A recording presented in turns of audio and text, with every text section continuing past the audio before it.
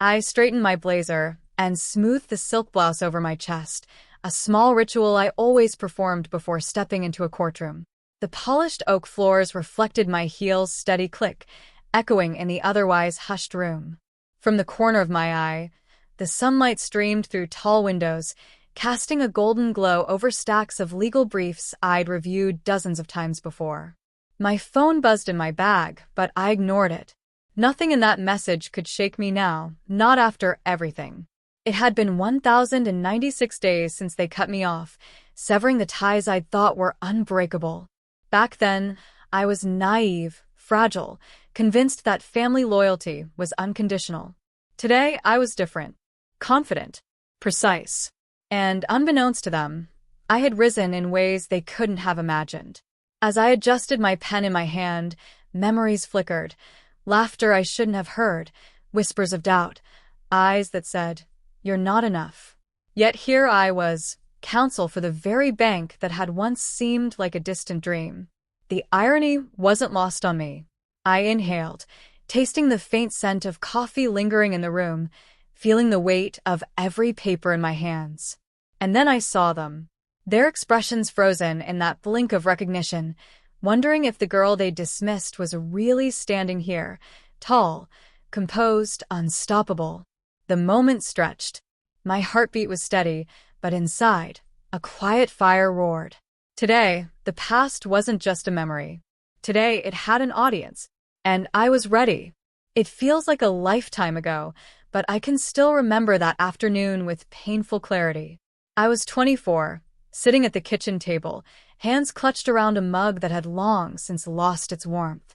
My parents' words cut sharper than any blade. "You've made your choices, and now you'll face the consequences," my father said, voice cold, final. My mother's eyes avoided mine, full of a mixture of disappointment and fear. They weren't just angry, they were done. And in that moment, the weight of being cut off crashed over me, heavier than anything I had ever carried. I remember the lump in my throat, the way my fingers shook as I tried to hold the mug steady, the sting of tears I refused to let fall.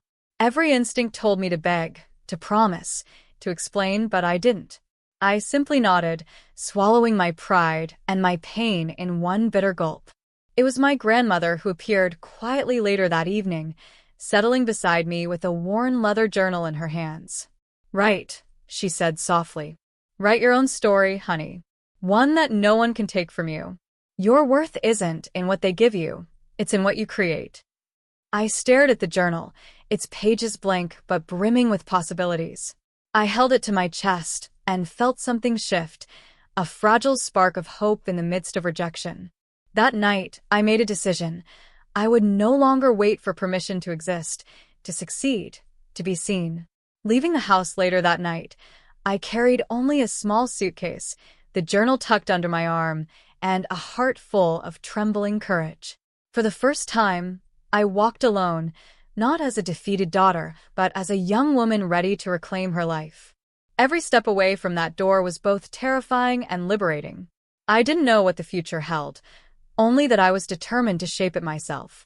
The first weeks after leaving home were a blur of bus rides, late-night job applications, and quiet meals at diners where no one knew my name. The journal my grandmother had given me became my constant companion. I scribbled ideas, drafted goals, and cataloged small victories, every one a brick in the foundation of the life I was determined to build. It wasn't easy. Rejection came fast and often. I learned quickly that the world didn't hand success to those who had been cut off or underestimated. I spent countless nights poring over law books, researching finance, and teaching myself skills I'd never been exposed to before. My apartment was tiny, barely enough room for a desk, a bed, and the stack of folders that threatened to topple every week, but it was mine. My independence smelled of printer ink, instant coffee, and determination. Then came Alex, my mentor, a sharp, kind woman who saw something in me that I was still learning to recognize in myself. "You have fire," she told me one rainy afternoon, handing me a case file that seemed far beyond my experience. "Use it wisely. Don't let anyone define your limits, especially yourself." With her guidance, I learned not just to survive, but to excel, to negotiate, to strategize. The first breakthrough was small but monumental, a client who trusted me despite my youth, whose satisfaction opened the door to more opportunities. Each success, no matter how modest, reinforced my belief that I could thrive on my own terms. I began saving, investing, learning to manage money, and, quietly, building the kind of financial independence my parents had once mocked as impossible. I kept all of this carefully hidden. Family calls went unanswered, social media remained carefully curated, and I avoided revealing the scope of my success to anyone who had doubted me. The woman who had been dismissed for being too young, too inexperienced, too fragile was now growing into someone unrecognizable, strong, confident, and quietly unstoppable. I remember the nights when exhaustion threatened to overtake me, curling on the edge of my apartment couch with the journal open, whispering to myself promises that I would not just survive, but thrive.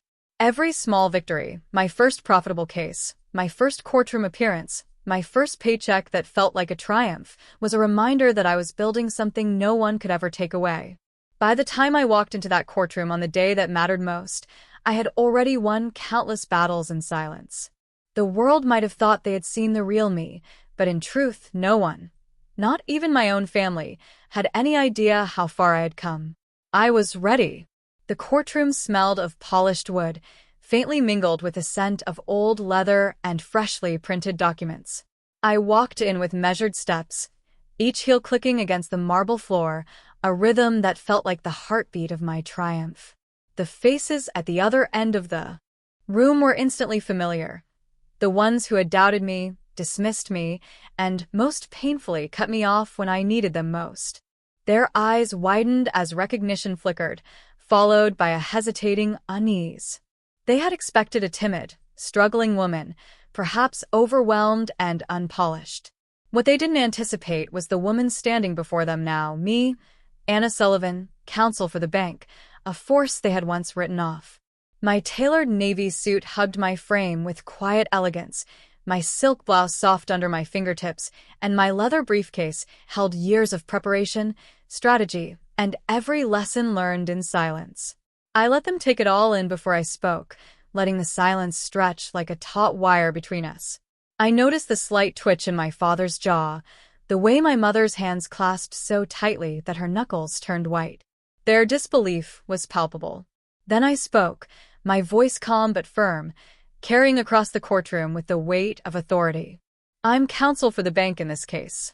Your accounts are under review, and the decisions made here will be final. I represent not just the institution, but the principles that ensure fairness and accountability. Shock froze them. The people who had thought I was fragile, naive, and incapable were now staring at a version of me they didn't recognize and couldn't ignore. The irony was exquisite. This wasn't just about money or position. It was about a life reclaimed, a strength forged from being underestimated, ignored, and cut off. I observed their reactions closely. My father's fingers drumming nervously on the table, my mother's eyes glistening with a mixture of shame and awe, the faint tremor in my younger brother's jaw. And I felt a surge of quiet triumph, not in cruelty, but in the justice of having arrived here on my own terms. Their expressions were a reflection of every doubt they had ever sown. Yet beneath it all, I sensed the flicker of respect beginning to stir, tentative but real. For years, I had worked silently, fiercely, building something beyond their comprehension. Now they had no choice but to see it, to recognize it. And for the first time, I was standing in full, undeniable control of my story, and theirs for the moment, intertwined with mine. I allowed myself the briefest private smile. Today was not just a courtroom battle. Today was proof that being underestimated was never the end of the story. It was merely the beginning of something far greater. Once the initial shock settled over them, I leaned slightly on the edge of the polished courtroom table, letting the air of authority settle naturally around me. I had the upper hand now, not because I wanted revenge, but because I finally had the clarity, the skill, and the power to set boundaries they had never respected. Let me be clear, I said, my voice calm but unwavering. I'm willing to help, but only if the rules of the past no longer define the future. This isn't about punishment. It's about change, accountability, and growth. I could see their faces tighten, a mixture of curiosity and apprehension. I set conditions precise and firm. First, honesty. No more lies, no more hiding behind excuses. If you expect assistance, you must approach life transparently. My mother's lips pressed together. I could see her internal struggle. Second, responsibility. Each of you will need to pursue your own paths, dreams, goals, and careers that are genuinely your own. I will not carry your burdens or your debts. If you want support, it comes with effort on your part. My father shifted uncomfortably in his chair, the echo of years of control slipping away. Third, no toxic patterns. Anger, manipulation, and favoritism stop here. The house you build in the future must be free from the cycles that fractured our family before. Their eyes lowered. I could see the weight of these words pressing on them, the unspoken acknowledgement that they had failed to uphold these values. Throughout it all, I maintained a balance of firmness and compassion. I wasn't breaking anyone. I was offering a hand, but only to those willing to walk a different path. I could see the flickers of understanding begin to emerge, small but real, in their expressions. Finally, I allowed myself a brief, inward sigh of relief. This was more than a power shift. It was a declaration that I had agency over my life. The girl they once dismissed was now a woman who determined her own terms, and anyone who wanted to step into her orbit had to honor that. I glanced at the courtroom one last time, letting my gaze linger on the people who had doubted me. No shame, no spite, just clarity. I was in charge of my story, and if they wanted to be a part of it, they had to meet me there. Anything less wasn't acceptable, and I wouldn't settle for it. In that moment, I understood that power wasn't about dominance, it was about choice. I could choose to lift them up or leave them behind.